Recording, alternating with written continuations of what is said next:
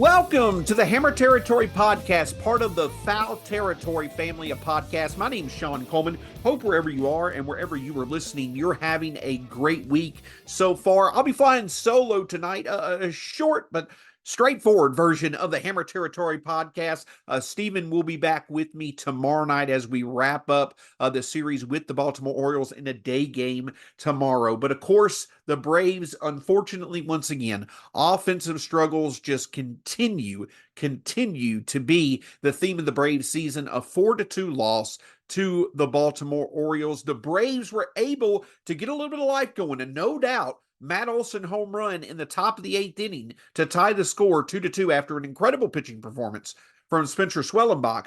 But unfortunately, just as soon as the Braves were able to get a little bit of life going, Joe Jimenez came into the bottom of the 8th and unfortunately gave up a 2-run home run. The Braves couldn't muster anything in the 9th, and they lost the game 4-2. And of course, this loss has a bit more meaning because once again, we're confirming that right now, the Braves are going through their worst stretch of play since the start of 2018, since the start of this era where the Braves have won 6 straight division titles, a world title as well. Right now is the worst stretch of play the Braves have gone through since the start of 2018. And the latest reason why is because with this 4-2 loss to the Orioles on Wednesday night, the Braves have now lost 5 straight games for the first time since 2017. Since September of 2017, the Braves before tonight had not lost more than 4 straight games at any point. Well, tonight, they've now lost 5 straight games. And of course, it's really frustrating. And it's especially frustrating when the Braves are able to consistently get these strong starting pitching performances, just these starting pitching performances that in no way, shape, or form should go without resulting in a win for Atlanta. Because Spencer Swellenbach, he was absolutely outstanding. Yes, he gave up 2 runs, but one of them was unearned. In his third start of his career, he looked good in the first part of his first start. Then he ran, unfortunately, into a big inning for the Nationals that due to a Lane Thomas home run. His second start was a pretty forgettable one. But this time around, Spencer Swellenbach more than did his job. 6 innings pitched, 3 strikeouts, 2 walks, 4 hits, and it was an earned run that he gave up. So he gave up 2 earned runs. But the point is that tonight, Spencer Swellenbach did a great job of keeping the ball low in the zone, making the right pitches that he needed to make. He seemed to have a bit better approach when it came to try and putting hitters away. I know he had only 3 strikeouts, but he consistently made the pitch that he needed to lead the outs. He gave the Braves a quality start, which is more than enough to ask for when it comes to the potential of this offense. But unfortunately, that just was not to be the case. This Braves team is now 8 for 47 with runners in scoring position. They once again, in this stretch, ever since April 25th, they once again have shown why they arguably are the least productive team over the past 6 weeks in Major League Baseball when it comes to runners in scoring position. But a bit more on that a little bit later on. But of course, this 5-game losing streak now, it in and of itself is significant. Again, the first time in more than 6 years, the Braves have lost 5 straight games. To tell you how long ago it was that the Braves lost 5 straight games, Luis Gohara started the 5th game of that 6-game losing streak. It was 6 games that we lost in a row at the end of 2017. But the starters in that 5th and 6th game of that losing streak back in 2017 were Luis Gohara and Lucas Sims. That's how long ago it was. But the thing that stands out to me about this 5-game losing streak isn't just the fact that we've lost 5 games for the first time in over 6 years. The starting pitchers in these games, the 5 starting pitchers that the Braves have faced in this 5-game losing streak, Jake Irvin, Mackenzie Gore, DJ Hertz, Albert Suarez, and tonight, Cade Povich. A few of those pitchers were in the first few starts of their career. Now, I've said it before and I'll say it again. The Washington Nationals are a very underrated pitching staff. But these names that I just mentioned that started all 5 of these games that the Braves have lost, it's eye-opening. It is just baffling how much the Braves are struggling when they're not even facing highly regarded arms. Typically, the Braves are among the best teams in baseball when it comes to hitting left-handers, and three of the guys that I mentioned are left-handers. That's what stands out about this five-game losing streak. Yes, Baltimore is one of the best teams in Major League Baseball, but the Braves in Albert Suarez and Cade Povich, they're not, facing best in the league arms. But that's just what stands out. Back in April and through the middle of May, I could completely understand why the Braves offense is struggling because they were consistently facing some of the best pitching staffs in baseball. But here now, when we lost, when we were 5-8 against the Athletics, the Nationals, and the Pirates over the past few weeks, and now this offense cannot find enough production to beat names such as Albert Suarez and Cade Povich. It really, really is eye-opening just how much this offense is struggling right now. But again, a few positives from the night, of course, were Spencer Schwellenbach's start. I definitely think he's earned himself a few more starts with how good he was tonight against one of the better lineups in baseball. The other thing that I will give, applause to is the fact that Brian Snitker moved Marcell Ozuna back to the third spot in the lineup. With how badly our offensive struggles are going right now, you want Marcell Ozuna to be hitting in the first inning as often as possible. You want Marcell Ozuna to be batting in that third spot to hopefully be able to drive some runs in. I definitely think it makes sense for Ozuna to be in that third spot. However he wants to position Riley as time goes on, that's fine. But putting Marcell Ozuna back in that third spot, that's where Marcell Ozuna should stay, at least for the time being. So those were two positives, at least, from the night. But again, when we talk about these offensive struggles for the Braves, I agree with many who are saying that, bad luck definitely is playing a part. Once again, the thing that's definitely been out there is that the Braves are doing a lot of things that they're supposed to be doing to get offensive production. Over this offensive stretch since April 25th, where the Braves have been struggling, they have, I don't know if it's exactly, over that long of a stretch, but at least I believe the thing was since May 1st, the Braves have the highest hard hit percentage of any team in baseball. They're hitting the ball, they're creating hard contact more than anybody else in baseball, but the results just simply are not there. So things outside of the Braves' control are certainly contributing to the offensive struggles.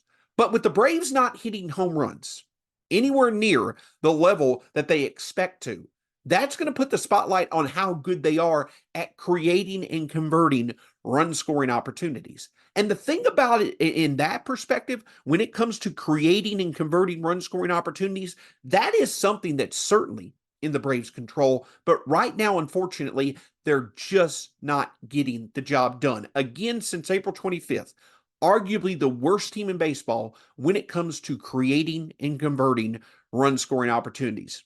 Look at it this way. Last year, 2023, from June 1st till the end of the 2023 season is when this Braves offense really took off. But to go along with all the home runs, the Braves also were very good when it came to getting timely hits, especially with runners in scoring position. From June 1st through the end of the 2023 season, the Braves had a 10% walk rate, had an 18% strikeout rate, and had an ISO of 232. So not only were they very selective at the plate, when they went after a pitch, they were able to put it in play consistently, and when they put it in play, they did it with a lot of impact. Those are some very good numbers showing that the Braves consistently had a productive approach, no matter who was at the plate with runners in scoring position last season. Now let's look at this season. Since April 25th, when our offensive struggles began, the Braves right now have a 7% walk rate with runners in scoring position, a 25% strikeout rate with runners in scoring position, and most eye-opening of all, they have a 115 ISO. A 115 ISO. So as selective and impactful as the Braves at-bats were last year, it's the polar opposite this year. Their selectivity has definitely gone down. They're making nowhere near as much contact, and when they do, that contact is a lot less impactful. When you see some of the better lineups in baseball combining the home run along with productive at-bats with runners in scoring position, that is something that is dearly, dearly missed from this Braves lineup. But it's the biggest reason why our offense is struggling. I said it on X, Twitter, whatever you want to call it now the other day. As long as Austin Riley Both Michael Harris II and Sean Murphy and the Braves offense with runners in scoring position, as long as those factors are non-existent, we are going to struggle to play 500 baseball. Those factors have to be in place for the Braves offense to be where it needs to be for this team to truly have the championship aspirations that it has. So again, I definitely can agree that some things outside of the Braves' control are certainly contributing to their struggles. But in terms of what the Braves can control, they have to get a lot more productive, and they need to do it very quickly when it comes to runners in scoring position. But the great thing is that, regardless of whether or not the Braves are struggling, anytime that you get to see them in person, it's always a great opportunity, because at the end of the day, we all love the Braves. Well, whether it's on the road or at home, one of the best place for you to be able to find the ability to go to Braves games is SeatGeek. SeatGeek is the official marketplace of Major League Baseball. So they have you covered for all of your baseball ticket needs. Over 28 million downloads, 70,000 events, including concerts, sports, festivals, and whatever event you might like. You're going to be able to find it at SeatGeek. Baseball season is in full swing, and you don't want to miss out. SeatGeek has your tickets to every game. And the great thing about it is that SeatGeek is going to be able to let you know how good the tickets are. They do it on a scale of 1 to 10. If you see green, that means the tickets are good. If you see red, that means the tickets are not so good. And you know that we've got you covered here at Hammer Territory, because if you use the code HAMMER, you'll get $20 off your tickets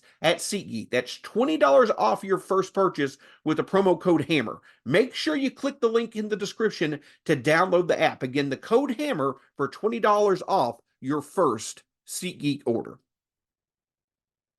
As we mentioned before, while the Braves certainly need to find better success when it comes to having productive bats with runners in scoring position, I can tell you a successful approach to your ability to have daily nutrition is to include AG1 supplement. Eric Kratz here from FT.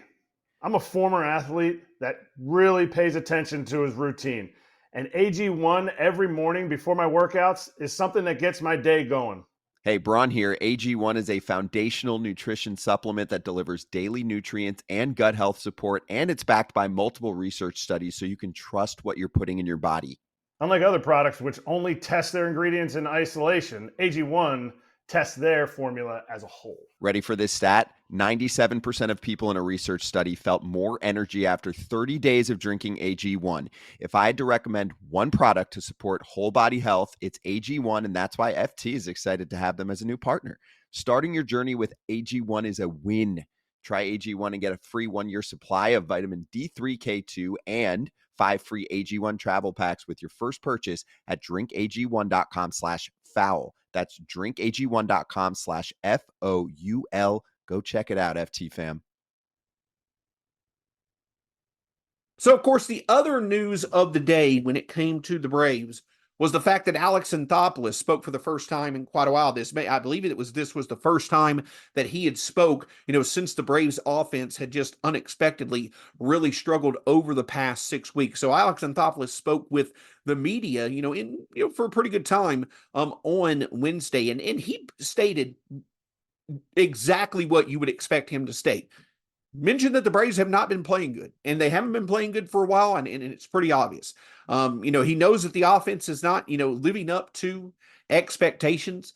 He has talked about, he has talked with, other, front office folks around the league, other GMs, about one of the contributing factors is that offense around the league is down this year. Again, offense being down around the league, bad luck. Yes, those have been contributing factors to the Braves offense. But Alex Anthopoulos also stayed consistent with what he said at the end of last year after the Braves struggles in the playoffs.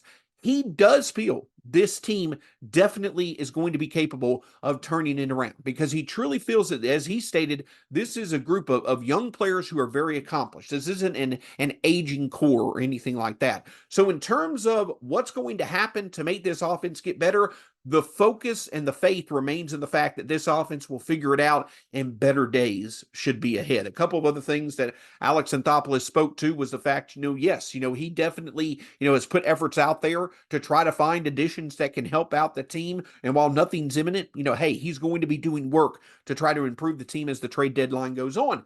But the other thing that stands out was, Alex basically confirmed what many had kind of speculated, with Hurston Waldrop as well as Spencer Schwellenbach being in the rotation. Justin Toscano talked about this. By the way, make sure you check out Justin and Scott Coleman's interview from Tuesday. It was a great interview, one of your most recent Hammer Territory podcasts. Make sure you check that out. But Justin Toscano spoke to the fact that the Braves approach, they know that it's with Chris Sale, Ronaldo Lopez. They know that some of their best arms are going to need their workload managed for them to stay fresh as we get closer to the playoffs. And so the Braves' way of doing that right now is a 6-man rotation. So that's why Hurston Waldrop has stayed up instead of going back down. That's why the Braves were able to give Spencer Schwellenbach another start, and why both of them could see multiple more starts as time goes on. The Braves are trying to be proactive. They feel that some of their best arms may have been tired over the past few seasons, and so they're going to do what they can to try to keep their best arms as fresh as possible when it comes to the playoffs. They're doing that by being proactive with this 6-man rotation. But something else that I'll take away from that, at least in my opinion, is the fact that, speaking to the proactive approach for the Braves to keep their best arms, which obviously is the best part of this team right now, the effort going into keeping the Braves' best arms as fresh as possible for the playoff run is the fact that it definitely seems as if the Braves feel that the main contributors to their pitching staff when the playoffs arrive are currently on the team. And for good reason. The Braves have one of the best pitching staffs in Major League Baseball. So they have every right to feel that they've got the pitching that they need in place to be competitive to the level that they want to be in the playoffs. But I mention that because I think that it speaks to the fact that, as Buster Olney mentioned and as others have mentioned as well, it's unlikely the Braves are going to make a move. They're going to make a significant move for a starting pitcher at the trade deadline. It's just a very high price to pay, and the Braves already have a very strong core in place when it comes to their arms. Now, I do think a move that Alex Anthopoulos could do when it comes to the starting rotation is finding some sort of low-cost innings eater. Because as time goes on, if the Braves want to continue with this 6-man rotation, at some point you're probably going to see Spencer Schwellenbach and Hurston Waldrop fade a bit as the season goes on, because they're obviously likely going to go past their previous innings limits. So the younger pitchers are probably going to fade a bit, and so you'll probably want to bring in a veteran starter who can eat innings, and while also keeping, arms like Chris Sale, Ronaldo Lopez, and Max Fried fresh. But to me, that was a big takeaway from Alex Anthopoulos' comments, is that it really seems as if when it comes to the Braves pitching staff, what you see now is what you're going to have in place as the main arms, the main contributors to the Braves pitching when it comes to the playoffs, and it makes perfect sense. Alex Anthopoulos is someone who truly believes that when he makes a move, he's going to see it through. He's not going to be someone who's going to be reactionary. He's not someone that's going to try to sit here and go by trial and error. If he makes a move, he's highly confident that it's going to be a move that is going to be successful for a while. So that's why you shouldn't expect for there to be some major shakeup when it comes to the offense, despite its struggles. Or, Alex Anthopoulos going all in to try to have a pitching staff as strong as possible.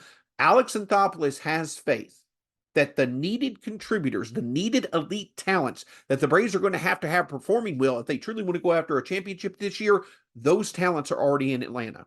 The big key is keeping the faith and focusing on how to get better results out of the offense, and for the pitching staff, keeping it as fresh as possible so you can continue to get really good results out of it. So Alex Anthopoulos speaking with the media, some pretty good, insight as, to kind of where his head is at, kind of what he's thinking about. Listen, we know that he's going to be active. We know that he's a master of the move on the margins. That's likely what he's going to do once again. I do think that he's going to make multiple moves that will improve this team in time.